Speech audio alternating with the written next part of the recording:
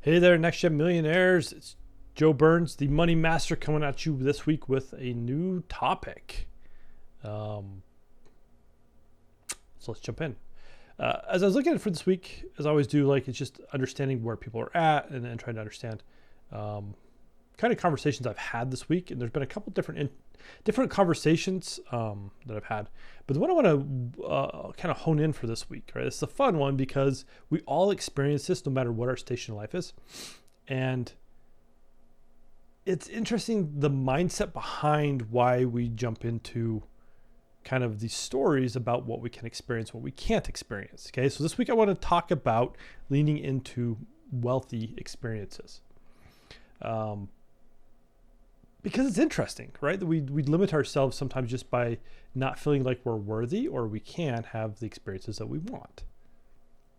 Okay, so let's hop into this and let's look at how money and our money mindset and how we feel about it all kind of really plays into this whole conversation. So I was talking to someone this last week, and we were talking about some different stuff and what I could help her with and whatnot. And she's like, I'm finally to the point where I feel good about the amount of money I'm making, but I have this thing I want to build that wealth, but I also don't want to be ashamed anymore for the experiences that I want. I'm like, okay, cool, right? And not verbatim, but kind of what it rolled down into. And she's like, I like flying first class. And ever since COVID, she's like, I'm going to fly first class. And then she stopped herself, which was cool. Because if not, I was going to stop her. And she's like, no, I just want to fly first class. I'm like, yeah, there it is, right? It's us leaning into and acknowledging what we really want. Like, I'm a huge advocate of flying first class. I love the experience. Now, I'm a tall dude and a little bit bigger, so flying in coach isn't always comfortable for me. It doesn't mean that I'm beneath it, right? And then throughout this whole conversation, I want you to check yourself as you're listening. It's not about one being better than the other. It's all about the choices and trade-offs that we want to make, okay? Any experience that we want to choose into are going to have some trade-offs. Sometimes that's money for experience. Sometimes that's time for experience. Sometimes, there's a resource that happens. However, what I want you to focus on in this conversation is, what do you really want? And obviously people are going to come back and you're going to say, hey, Joe, well, I can't always have what I want. I was taught that I have to sacrifice some stuff. Well, that's an old thought and an old behavior that you were taught when you were probably 3 or 4, maybe even 5, right? Kind of early age. And then it stuck with you your whole life. And so now, because that's how you were taught, that's the same application you apply to everybody. Isn't that funny how we do that? It was a rule in my house, therefore it just must be the same way it is everywhere. Let me break it to you. That's not the case. Okay? So we really got to look at, going back to experiences, we really got to look at what we want. And the real question is, can you say what you really want? I just want you to sit with that for a moment. Can you really say, hey, I want this, or I want that, I want this experience? If you like flying, like I do, and traveling, can you say, I want to fly first class wherever I go? Can you say that? Maybe you don't want that. Maybe you want just the weekend retreat at some all expenses paid place.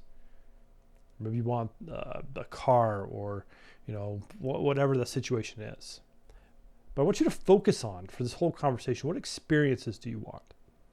Because you can say, yeah, I want $1 million and I want money and blah, blah, blah, the whole money route. But let's be honest, money's not going to solve anything first. Okay, you've heard me say that many times. It's not about the money. What is it about? And in this case, I want you to really lean into, what is this experiential conversation about? What do you want? Now, it's not a question we're mostly asked as adults. And most of the time we were told we can't have what we want. And what happens is, as I watch kids, it's so fascinating to watch kids in this whole, I want this experience, where I want this thing conversation. I'm sure you've all seen, and I've seen plenty of times, right? A 3-year-old, and if it's 3 or not, who knows, but a 3-year-old, a small child in the grocery store saying, I want. And the parents no, and dragging them along. They're having this meltdown and all this stuff. Well, children, right? We were all once children, so we were all very smart. And at some point growing up, we figured out that if we told mom and dad, or those taking care of us, that we needed something, then we usually got it. So all of our wants, as children, turned into needs. And then as we get into adulthood, we justify away like we're like, oh, I don't need to fly. Let's take first class again. I don't need to fly first class. I can fly coach because I'm just trying to get there, right? And then money plays a part in that because we're like, oh, that's a lot for a plane ticket. So if it was less, I might do it, but the cost is going to keep me here. So now it's money's fault. See how fast we went from that's a need that I don't need to it's just money's fault. The thing is, we do this all the time with these experiences. Now, again, it doesn't matter the experience. For you, that's different for everybody. So I'm not going to say for this experience is like this, for this experience is like that. No, because everybody likes different things. So when we look at it, we have to start changing our language back to want. Okay? It's really, really important. Because if we continue to say we need things, there's an energetic property about us and the energy we bring to the table that doesn't propel us or motivate us much to go after it. But if you think back in your life of things you want, you're going to notice that you had a lot more drive to go get it. Okay? So when we look at it, so that's kind of step number one, right? We have to start changing the language. Step number two is we have to start, like really, part of manifestation, we have to put it out there what it is that we really want. What's that big ask that you have? What's that big vision, that big story? That's a good start. And everybody's like, oh, here's my 5-year plan. Well, that's cool, but most 5-year plans change. But what's that next experience that you want? Let's start there. And can you actually write it down or tell somebody about it so that it starts to happen? Think about that. Because when we want it, right back to that 3-year-old, they're saying, I want this thing. Now, some parents cave and get it for them, and some don't. It's not the parenting styles I'm not going to get into. But we're teaching our children a lesson in when they're going after it. And this is like over a piece of candy or something. As a parent, yeah, we're going to be like, oh, we know, blah, blah, blah. Right? There's some reason why not.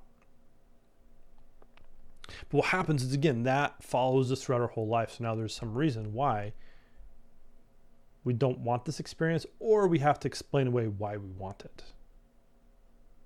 See how this is problematic? It's really hard to claim our power and claim our truth and claim what we want when we have to explain why. When we have to already get over the hurdle of like, well, I need this, right? Instead of I want this. Makes it really hard for us to continue to move forward when that's a barrier from the get-go.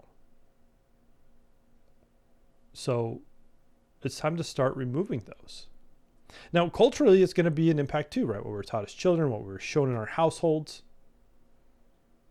If we want to pull racism into this, what the systemic racism and systems exist in this life, right? That tell us that only certain things are possible for certain people. It really starts to weigh down this conversation. And we keep pushing and pushing and pushing because we need things. But we only go as far as what we need.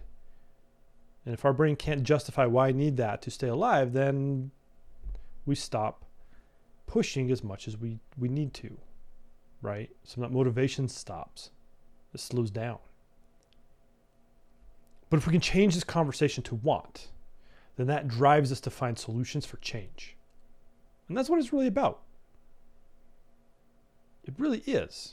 If we can find solutions for change, then we can start claiming what we want. And in that want conversation, again, that experience can be different for everybody. I know people who like, again, all-inclusives. I love, like myself. And this person I was talking to, love flying first class. I play ice hockey. I get, like, I'm not professional, but I still buy high quality gear because that's what I want. I know it protects me. And in some cases, it's just really nice to have. Is it going to make a huge difference in my gameplay? Probably not, honestly. right? And the mental gremlins will start in when you start going into the experiences like, but do you really need this? Do you really, like, do you really have to have that? Can't something else suffice? In some cases, like if you have a budget, maybe. But if we make it about the money, then it's always going to be the compromise. And when we start have to compromise with ourselves over the experiences that we want, then we start blaming money and other things. See how that's problematic? So really this week, I want you to dive into understanding what it is that you really want. And I want you to choose one of those things. It doesn't have to be huge, okay? It can be big. Like, if you want to go crazy, go for it. But, like, own that and lean into it and treat yourself. Because when we can start treating ourselves with the small things, then those big, really nice experiences that we want become easier and easier to manifest. Okay? So, it's time to start working this muscle, because if not, you're always going to sit in one day land. One day I'll have that. One day I'll have that. One day I'll have that. And guess what? That one day is never going to come. It's time to start working on that now to change the conversation and have more wants in your life and less needs. And as you do that, your whole soul will get engaged in trying to figure out how to make it happen. And then that's where the real magic happens. So, drop in the comments below. I would love to hear what you guys really want. What's your big wants? You're like, oh, I want this to happen. And what are you willing to do to make it happen? Keep at it. Change your language and you'll get there. Or don't change your language, you can stay the same. But in my world, I always want to be changing. So, if you have any questions, I love to hear questions. Drop them in the comments below. Otherwise, we'll see you next week. Bye.